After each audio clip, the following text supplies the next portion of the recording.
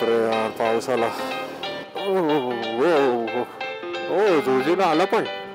इसमें भूत आ गया है. जाऊ विचारत आता काय.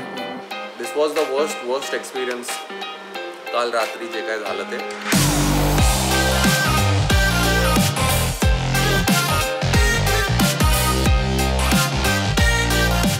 कसं काय मंडळी, दिस इज हापूस वापूस अक्षय. मी स्वागत करतो तुमचं लडाख वारीच्या डे 10 मध्ये. आज आपण आहे या ब्युटिफुल व्ह्यूच्या समोर. आज आपण आहे कारगिलमध्ये काल रात्री आपण पोहोचलेलो आणि रँडम जे हॉटेल मिळालं तिकडे आपण स्टे केलेला. सो हे हॉटेल होतं द कारगिल व्ह्यू असं नावाने. 2 यंग पंजाबी नाही जम्मूवाले पोरांचं हॉटेल आहे. बट खूप मस्त. तुम्ही कधी आलात तर नक्की इकडे या. खूप जास्त सेवा करतात. लाईक आमच्या 9 दिवसाच्या स्टेमध्ये कोणीच एवढी सेवा केली नसेल आमची जेवढी त्यांनी केली आहे. सो आम्हाला खूप आवडलं. आणि बाईक्स सेफ राहाव्या म्हणून बघा, आता इथे खाली पार्किंग नव्हतं, डायरेक्ट मेन रोड आहे मार्केट. पण हे समोर आहे ना त्यांच्या म्युन्सिपल कॉर्पोरेशनचं ऑफिस टाईप आहे, तर तिकडे त्यांनी बाईक लावायला दिल्या. इकडे आपली बाईक आहे, इकडे बाकी 2 बाईक्स आहेत, 3 बाईक्स आहेत असं आहे. आणि असा मस्त व्ह्यू आहे. टॅक्सी स्टँड आहे अख्खा मोठा मेन मार्केटमध्ये. आता वाजले धरून 7:30 आणि आम्हाला लवकर निघायचं आहे, कारण आपल्याला जोजिला पास क्रॉस करायचा आहे. तिथून जोजिला पास अराऊंड 200 किलोमीटर आहे. सो आम्हाला पटापट निघायचं आहे आणि 11पर्यंत जोजिलाला पोचायचं आहे. सो आता पॅकिंग करूया आणि निघूया पटापट. Let's ride.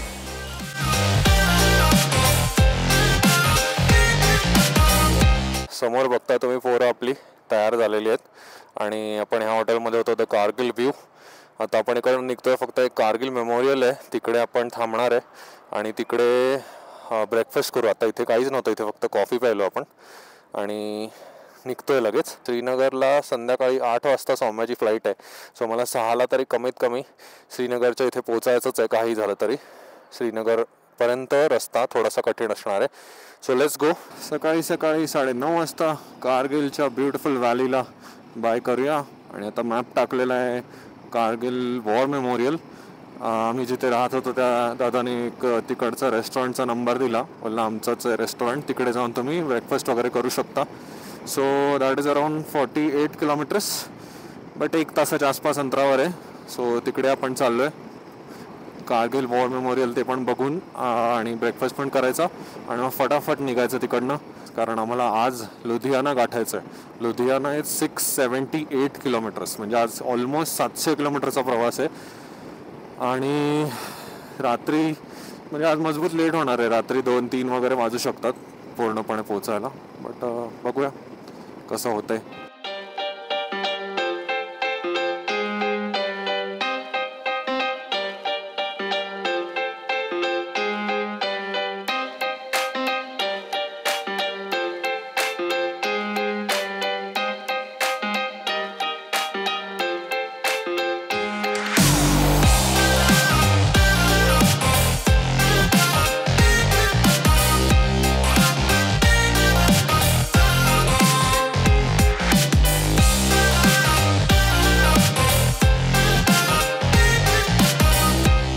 आपण पोचलेलो आहे द्रास. ऑलमोस्ट 50 किलोमीटर्स आणि इथेच आहे राईट साईडला आपलं कारगिल वॉर मेमोरियल. हे बघा हे.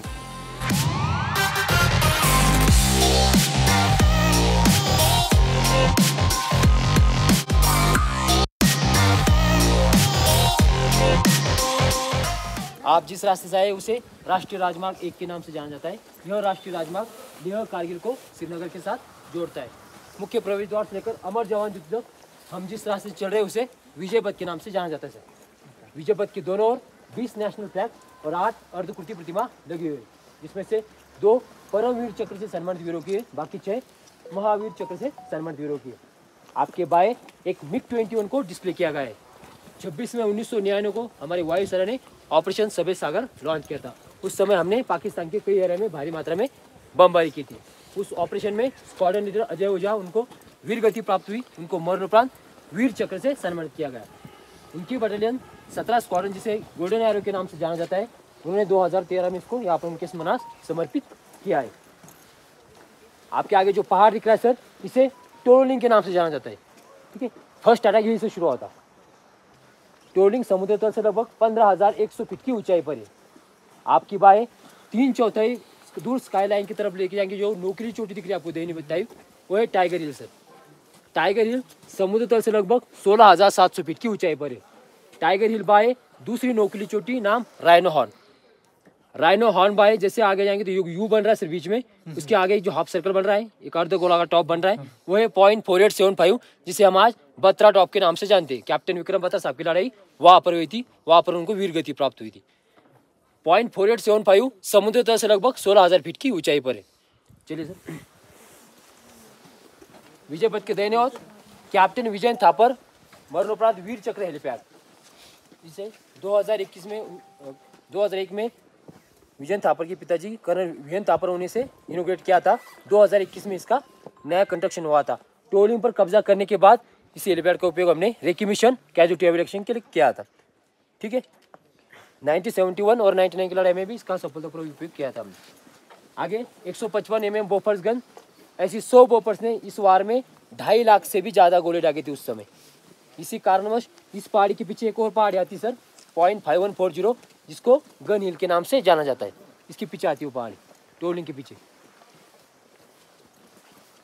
स्मारक के बाएं ओर एक वीर भूमि का निर्माण किया गया है सर। 1947 से लेकर आज तक जो कारगिल के लड़ाई अलावा दूसरे ऑपरेशन में वीर गति प्राप्त हुए, इनके 397 एपिटैक्स वहाँ पे लगाए गए, जिनका शव घर पे भेजा गया है और उनके स्मरण छोटे छोटे एपिटैक्स लगाए गए। जो वीर भूमि के साथ नीचे जो ब्लैक पिक्चर दिख रहा है सर आपको, वो है Zoji La war memorial. Zoji La war memorial तो पीछे है, लेकिन उसका छोटा सा प्रतीक यहाँ पे बनाया गया है। 1948 से लेकर 1949 में जो हमारा बैसन ऑपरेशन चला था, उसमें जिस भी यूनिट हिस्सा लिया था, शामिल हुए थे, उनका इतिहास उसमें स्वर्ण अक्षर से लिखा गया है। जिन सोल्जर्स को उसमें वीर गति प्राप्त हुई है, उनके नाम भी वहाँ पर लिखे गए। जोजिला डे 1 नवंबर को मनाया जाता है सर। वहाँ बर्फ ज़्यादा होने के कारण यहाँ पर वो मनाया जाता है अभी। विजय पथ की दोनों ओर 75/24 पैक हाउसर का ये ARD द्वारा बनाया गया है। म्यूल अंडर स्विमिंग रोल में काम करता है। ये फोल्ड होके ऊपर लेके जाके फिर इसको गर्मी में शामिल किया जाता है सर। 1971 और 99 की लड़ाई में इसका उपयोग हमने सफलतापूर्वक किया था उस समय।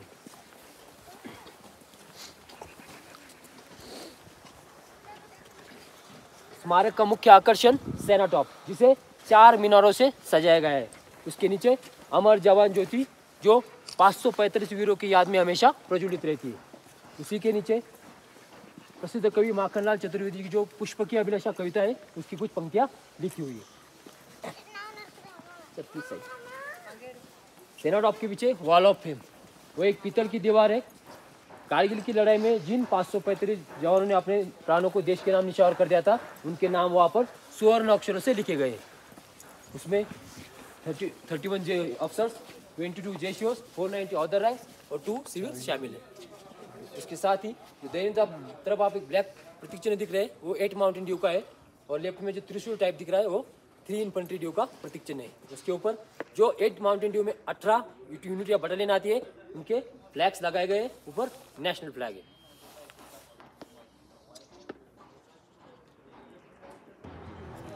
कारगिल वॉर मेमोरियलमध्ये आलेलो, खूपच बाप एक्सपिरियन्स होता। आम्ही बऱ्याचशा गोष्टी शॉपिंग पण केल्या आहेत त्यांच्या सुविनियर शॉपमधून, आणि आता आपण निघतोय।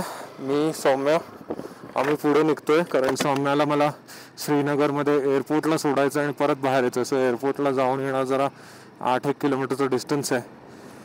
सो मी सगळेजण खायला बसलेत, तर तोपर्यंत आम्ही पुढे निघतोय आणि मी त्यांना मग मध्ये श्रीनगरमध्ये भेटेन हिला सोडून आल्यानंतर। Let's go. आता आपल्याला टायमिंग दाखवतं आहे 158 किलोमीटर्स आणि 4 तास 8 मिनटं। लेट्स सी, आता वाजलेत 12:30, सो 1:30, 2:30, 3:30, 4:30, 4:30 म्हणजे 5पर्यंत आपण पोहोचायला पाहिजे, जर आपण नॉनस्टॉप गेलो तर। Let's go, God speed. सगळ्या घरांच्या वर पत्रे आहेत, एकदम प्रॉपर सिल्वर पत्रे जसे असतात ना तसेवाले। कारण आपल्या इकडे वेगळा सीन असतो ना, आपल्या इकडे असं असतं की गरमी होईल, पत्र्याने सगळं हीट शोषून घेतो वगैरे वगैरे, पण इथे तर त्यांना गरमी पाहिजे म्हणून ते लोक स्पेशली पत्रे लावतायत की नाही हेही चाहिए। जोजिला इज 39 किलोमीटर्स आणि श्रीनगर इज 149 किलोमीटर्स। चला जोजिला पार करू आता। हे जे समोर तुम्हाला टोकेरी दिसतं ना वर, ते आहे टायगर हिल. तिकडे पण कारगिल वॉरचा खूप मेजर पार्ट होता. टायगर हिलच्या थोडंसंच बाजूला रायनो हिल आहे आणि मग त्याच्या बाजूला बत्रा टॉप येतो आता, ज्याचं नाव विक्रम बत्राच्या नावाने पडलं आहे. जे तुम्ही मूवी बघितला असेल बघा, शेरशाह, इवन लक्ष्य, LOC कारगिल, हे 3-4 मूवीज आहेत ते त्याच वॉरवर बनलेले आहेत. जसजसं वर जात चाललं आहे तसं तसं बघा तिकडे वर दिसतंय का, तिथे असं बोलत आहेत की स्नोफॉल चालू आहे म्हणून, ऑलमोस्ट जोजिला पासच्या जवळपास. आणि आत्ता मला इथे असं मध्ये मध्ये ना पावसाचे थेंब जाणवतात. पाऊस नाही तर स्नोफॉल काहीतरी आता पुढे येणार आहे, एवढं तर नक्की. हे बघा वर बघा, बर्फ पडतोय आता, म्हणजे पडायला चालू झाला आहे असं बोलले आहेत ऑलरेडी. आणि त्याच्या पुढे आता म्हणजे रोज रात्री पडतो, थोडासा वितळतो, पण आता चालू होणार मजबूत पडायला. चल घालून घेऊया का. बापरे यार, पाऊस आला.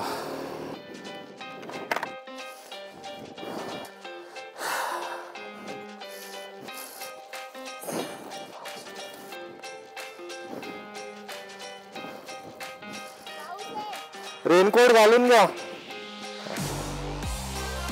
खूप आहे, ग्लोव्स घाल.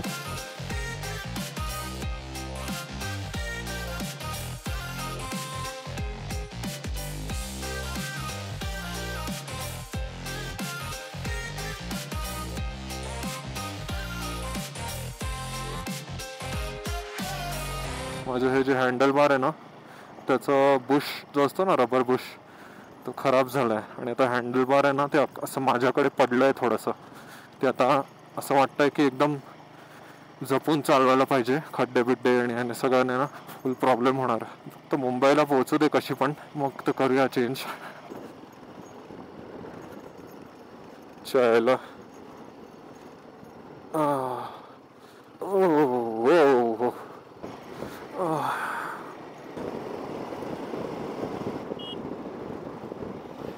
हे बघा इथे काय, जोजिला वॉर मेमोरियल. नाईस. हेच ते बोलत होते की इकडे फुल हे असतं, म्हणजे बर्फ असतो, त्याच्यामुळे जोजिला वॉर मेमोरियलची पण एक छोटी प्रतिकृती तिकडे कारगिल वॉर मेमोरियलमध्ये बनवली आहे. सो तिकडेच लोक बघतात, कारण इथे पण बर्फ असतो पूर्णपणे. Welcome to Kashmir valley, you are at Zojila. Okay. ते काय चालू आहे रस्त्याच्या मध्ये, फुल क्वाड बीड बाईक्सचं रेंटल आहे. काय कुठे फिरवून आणतायत क्वाडवर ह्यांना, काय माहिती. चायला ह्या रोडवर क्वाड फिरवण्यात काय, खाली जा तिथे ऑफ रोड मध्ये जा खाली, मग मजा येईल ना खरी. गावात ह्याच्यावर चालवणं जरा म्हणजे हे आहे, अनकम्फर्टेबल आहे. जा नाही तिकडे खड्ड्यातून तुझ्या रस्त्याला, ते मोठा सपाट रस्ता आहे का. बघा समोर कसला दिसतोय बर्फ, वितळून खाली येतो इकडे पाणी. आणि रस्ता मजबूत खराब आहे. कारगिलवरनं जर तुम्ही ह्याला जात असाल जोजिलाला, फुल पेवर ब्लॉकचा रस्ता आहे असं दिसतोय, बट खराब रस्ता, मजबूत, खाली वर खड्डे बिड्डे खूप आहेत.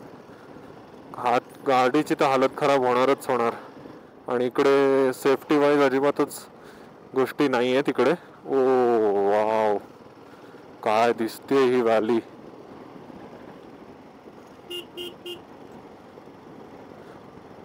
जोजिला आला पण हे, बस ये जोजिला. हे तो बहुत ही बेसिक था. नाही, पास तर हाच आहे, हायेस्ट पास हाच आहे. आता उतरायचं आहे खाली. So I guess I expected a lot from this. इथपर्यंत पोचलो काय कळलंच नाही, मला वाटलं अजून वर जायचं आहे. एकदमच बेसिक होतं. बायका काय जागा सोडतील असं वाटत नाही. फक्त एक फोटो घेऊ. चल सर, एकच मिनिट मला फक्त काढू दे. येतंय सगळं मॅम. एकच मिनिट मी निघतोय लगेच. मैं जा रहा हूँ फटाक से, बस एक ही मिनट. आंटी थोड़ा सा बाजू हो जाओ ना.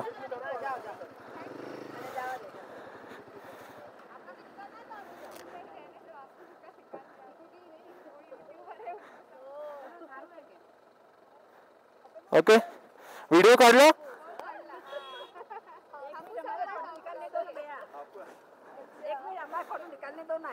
बाइक पे बाइक में हम संभलेगा नहीं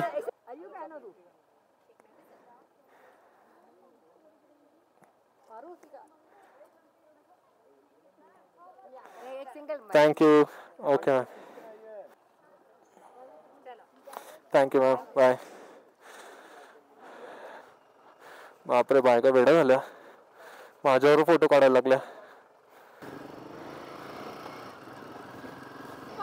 हे बघ खाली जो रोड चाललाय पहा तो सेकंडरी रोड आहे तो असणार तो वाला हा वरचा पूर्ण बनवला आहे वेगळा सो जोजीला किंवा म्हणजे इथे तुम्ही कधी आला असाल कारगिल आणि या साईडला तर तुम्हाला खूप आधी म्हणजे जर तर तुम्हाला माहिती असेल की इकडे खूप रोड हा आधी छोटासा होता जो खाली दिसतोय तुम्हाला सेकंड रोड छोटा रोड होता प्लस एक एक साईड ब्लॉक असायचा एका साईडला सोडायचे परत दुसऱ्या साईडला सोडायचे असं सीन होते बट आता आय गेस हा वरचा रोड काही वर्षांपूर्वी बनला आहे का काय माहिती नाही बट सौम्या म्हणते ती आधी आलेली जेव्हा आईबाबांबरोबर कधीतरी तेव्हा ती त्या रोडने वगैरे यायचे ना तेव्हा तासन तास लाईन्स लागून राहायच्या एक एक साईडच सोडायचे पूर्ण आणि मग परत दुसरी साईड सोडायचे असं म्हणजे वन साईड सोडायचे वन साईड थांबवायचे असं चालू असायचं आता हा वर जो नवीन रोड बनवला आहे ब्रोच्या प्रोजेक्ट विजयाक या प्रोजेक्ट अंडर त्यामुळे हा रोड आता सुरळीत आहे फुल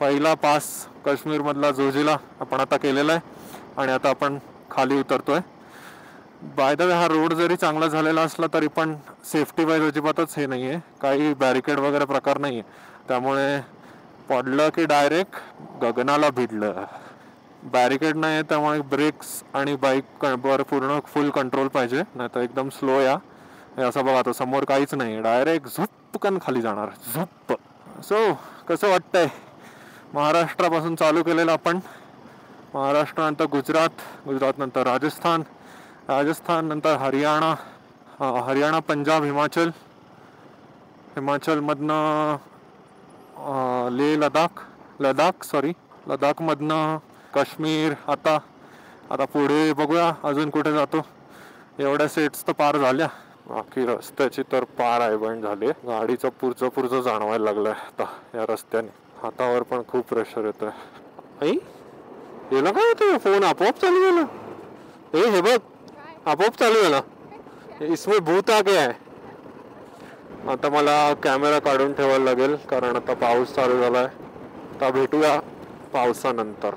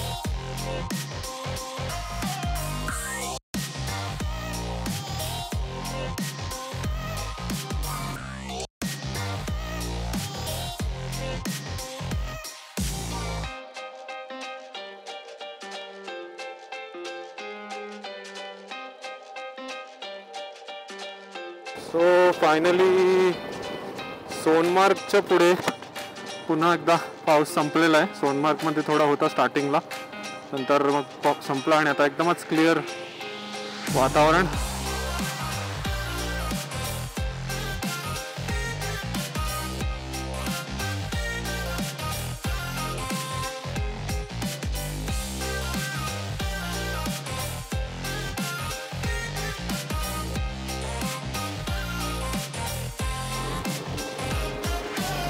वेलकम टू श्रीनगर मंडळी बघा आर्मी बिर्मी फुल एकदम टणक आता आपण चाललोय श्रीनगर एअरपोर्टला आपण थोडं ॲक्च्युली मेन सिटीच्या 5-6 किलोमीटर बाहेर आहे महाराष्ट्रामधनं निघून काश्मीर तर टच केलं आहे आता फक्त कन्याकुमारी बाकी आणि इकडे कोलकाता ओडिशा करूया लवकरच नेक्स्ट इयर प्लॅन करू साऊथची राईड बापरे इकडे गाड्या तर बघा ना कसल्या आहेत रे BSF, CRPF, कसल्या आहेत गाड्या. फुल फोर्स हा, एकदम कडक. सो येस, आत्ता आपण सौम्याला सोडलेलं आहे श्रीनगर एअरपोर्टला. तिची वाजलेत एक्झॅक्टली 5. तिची फ्लाईट आहे अराउंड 8. मी परफेक्टच सोडलं आहे तिला, थोडंसं लवकरच. आणि आता आपण निघालेलो आहे पुन्हा एकदा. आपल्याला आपल्या पोरांना परत गाठायचं आहे. नेटवर्क तर आता कोणाचंच नाही आहे चालू. मी हा मॅप फक्त सेव्ह करून घेतला आहे आणि त्याच्यावर चाललो आहे.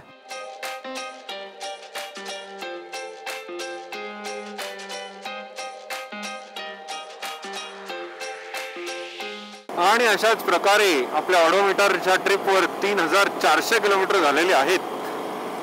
3400 किलोमीटर घरापासून लांब चालवत आलेलो आहे आणि आता परत चाललेलो आहे. आजच्या गावात कसला हायवे हा. अरे बाबा, एअर स्ट्रिपवर आल्यासारखं वाटलं. विमान घेऊन जाऊया का इकडनं. हो भाई काय हायवे अरे,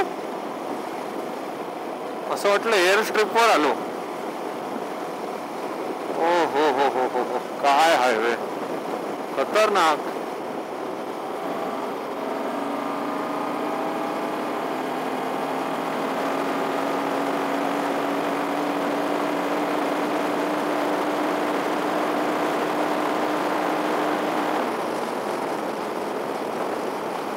मज्जा ही आ गया. थंडी यायला लागली आहे. दुःख झालं आणि थंडी पण आलेली आहे. हात घोटायला सुरुवात झालेली आहे.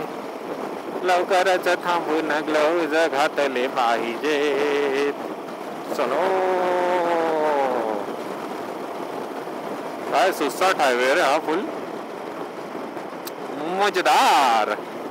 दोन्ही साईडला फक्त शेती आणि माणसं जात राहती, फास्ट मध्ये जाती.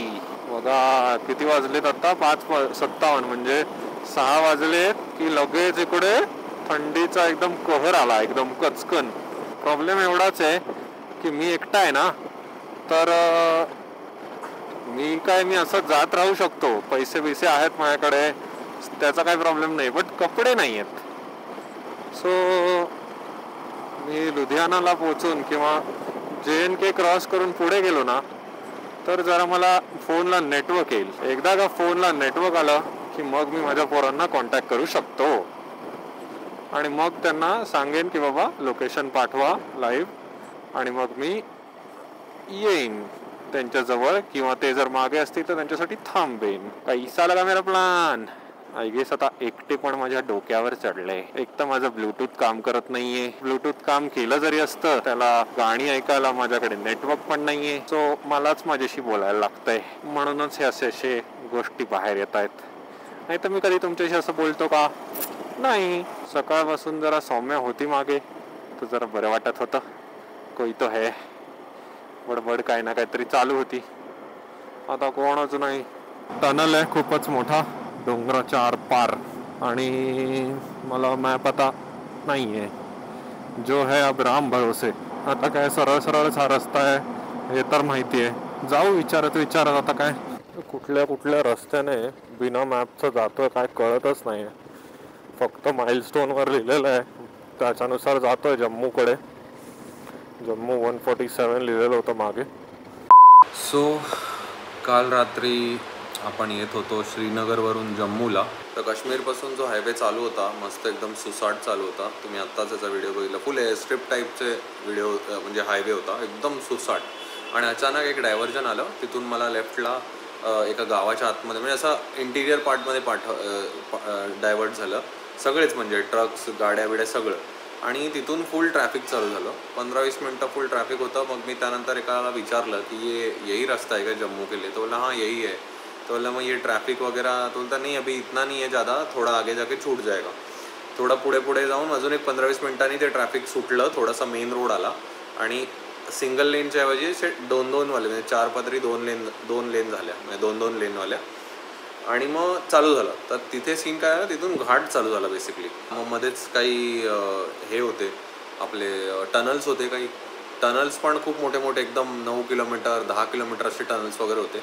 मध्ये मध्ये त्याच्यामध्ये ना ट्रॅफिक कशाने होत होतं माहिती आहे, त्याच्यामध्ये ना भेडबकरी चरवणारे म्हणजे धनगर लोक इकडचे खूप मेजर मोठे धनगर, म्हणजे एकेका वेळी 200 300 400 500 मेंढ्या चालल्यात.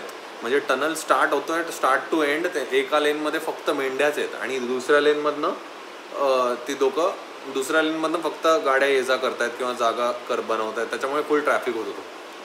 तर ते ट्रॅफिक लिटरली मी तुम्हाला सांगतो, मी एका जागी बघितलेलं 147 जम्मू, आणि मी 1 ते 1.5 तास 1.25 तास गाडी चालवली असेल. आणि त्यानंतर परत जेव्हा मी बाहेर आलो, जस्ट ते ट्रॅफिक संपवून सगळं तो घाट संपवून रामबनमध्ये, तर रामबनमध्ये मी जेव्हा बाहेर आलो तेव्हा लिहिलेलं जम्मू 126.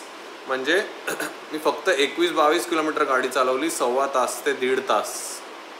प्लस मग एका जागी पेट्रोल पंपवर थांबलो होतं. पेट्रोल पंपवाल्याला विचारलं, तो बोलला की नाही सरळ सरळ जायचं, आता जम्मू आहे असं असं. सरळ सरळ मग स्टार्ट झालो. थोडंच पुढे आलो, जम्मूच्या जस्ट आधी जम्मूमध्ये फुल मजबूत लाईटनिंग चालू होती. फुल लाईटनिंग म्हणजे आभाळ गडगडतं एवढं, अशी लाईटनिंग. पाऊस पडायला टच नव्हता होत मला, बट चालू होती.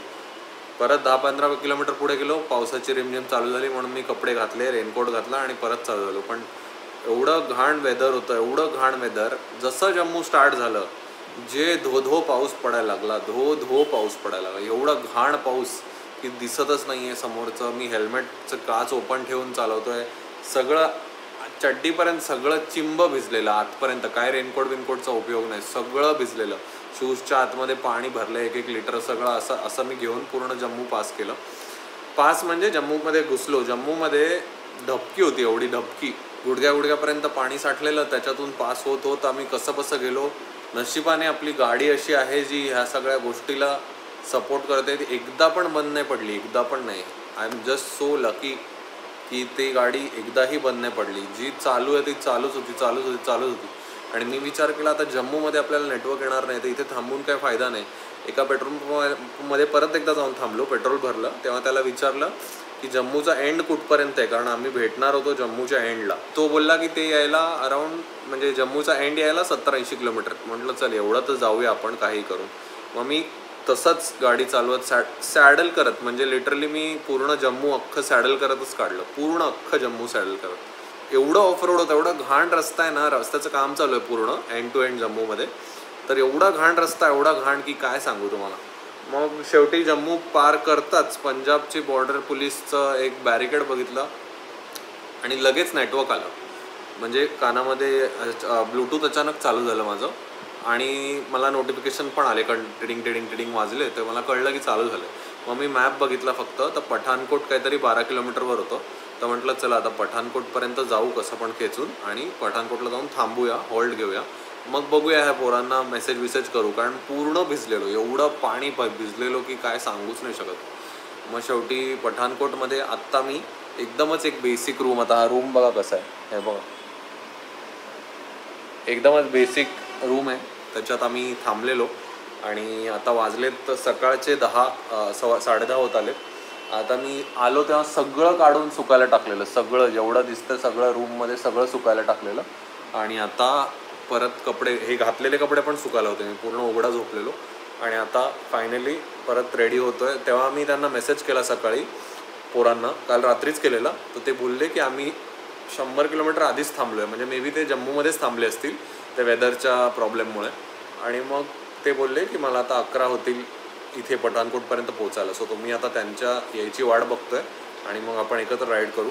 But this was the worst experience काल रात्री जे काय झालं ते. सो आता या ब्लॉगचा एंड मी नेक्स्ट डे सकाळी करतोय. भेटूया आपण नेक्स्ट ब्लॉगमध्ये, ज्याची स्टार्टिंग पण मी इथूनच करेन. बट बघा तुम्ही प्लीज. Bye bye.